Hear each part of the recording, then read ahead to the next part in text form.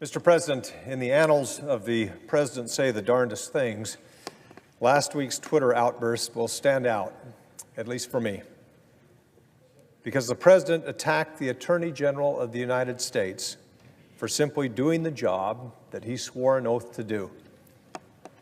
Of course, it wasn't the first time the President has so diminished himself, but this particular slander was leveled at the Attorney General for having the temerity to prosecute public corruption by members of Congress who also happen to belong to the President's political party.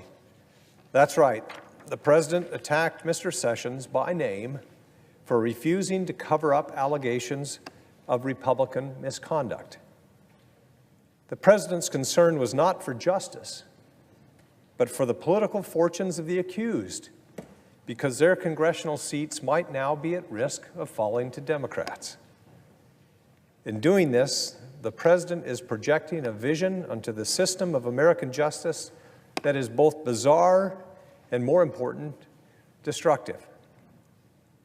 Of course, the only truly shocking thing about this statement from the President is that given what all of us have become accustomed to during this presidency, or even worse, have become numb to, this Twitter eruption was not at all surprising. This numb acceptance is an appalling statement on the very real threat to our democratic institutions, Mr. President. At this point, it might be too late for tutorials on the American justice system, but it certainly bears repeating that in order for justice to truly be served, justice must be based in empirical truth and must be absolutely carried out independent of politics, period. No president, any president, administers the justice system in America any more than he or she decrees what is objective truth. In this country, justice and truth operate quite independent of the dictates of even the most powerful of offices. The reason for this point are obvious to most, but we know by now that this particular president seems to have a profound unease with both justice and truth, and so has been at unrelenting war with both, virtually since the moment he swore the oath.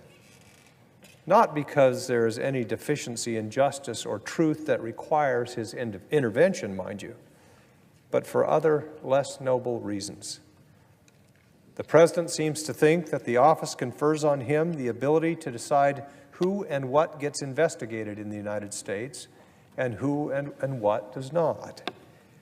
Weekly, it seems, this President has been threatening to, quote, get involved, unquote, in the function of the Justice Department, sometimes intimidating, sometimes plainly threatening to corrupt the independence of justice in America. He has overtly expressed a desire for his political opponents to be investigated. And almost 2 years into his presidency, he presides over boisterous rallies where the last election is relitigated and chants of lock her up fill the halls. None of this is normal or acceptable. But it is not mere recklessness. It seems to be a deliberate program by which he intends to weaken the institution of American justice, threaten its independence, and perhaps set the stage for some future assault on it. The firing of the Attorney General, the Deputy Attorney General, and perhaps even the Special Counsel. It has been said that the President deserves to have an Attorney General of his choice, a top lawyer with whom he is compatible. This is true. The President's appointment powers are clear, and all of his appointments serve at the pleasure of the President.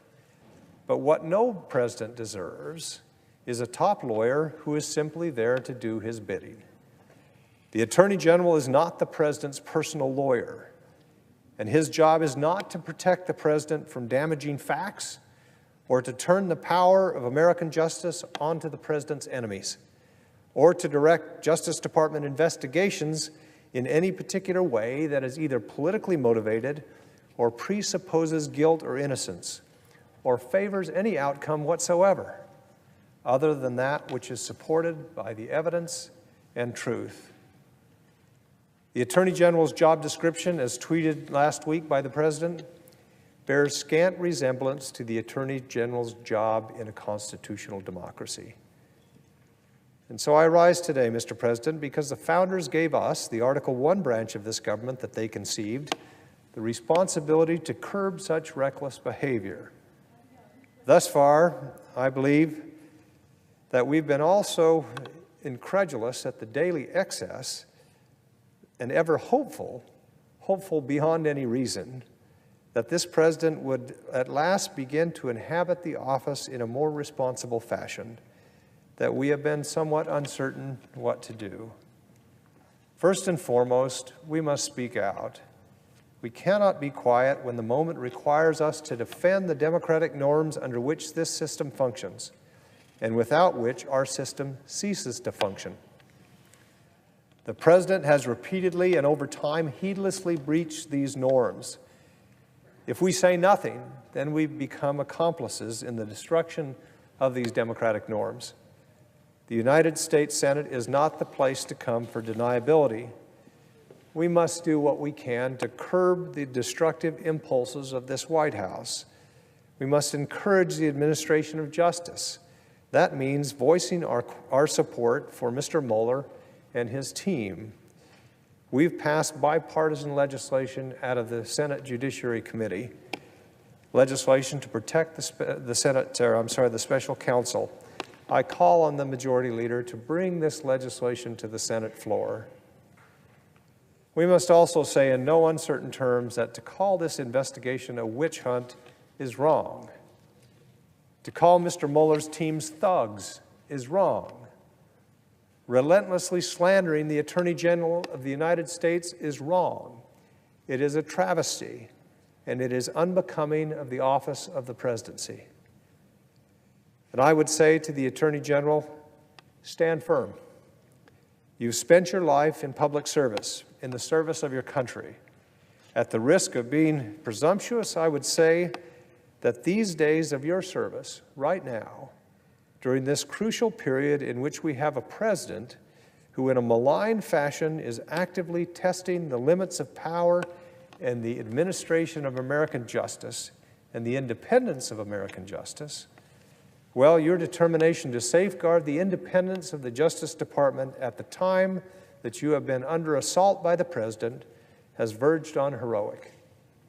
In your long career, you will render no more consequential service to your country. Stand firm, Attorney General Sessions. I appeal to the leadership of this body to speak out. You don't have to speak out at every Twitter outburst, but when the President so blatantly calls for the Department of Justice to act as an arm of the Republican Party, then the leaders of the Republican Party in this body need to stand and say that the President is out of bounds. Mr. President, we all have our polls to conscience. Most recently for me, I hear the whisper so well described a few weeks ago. The whisper over my shoulder that says, we are better than this. America is better than this. In a time of rank tribalism, Mr. President, we need to remember that we are all Americans. That is our only tribe. It is to the rule of law and the ideals of our founding that we owe our allegiance. I yield the floor.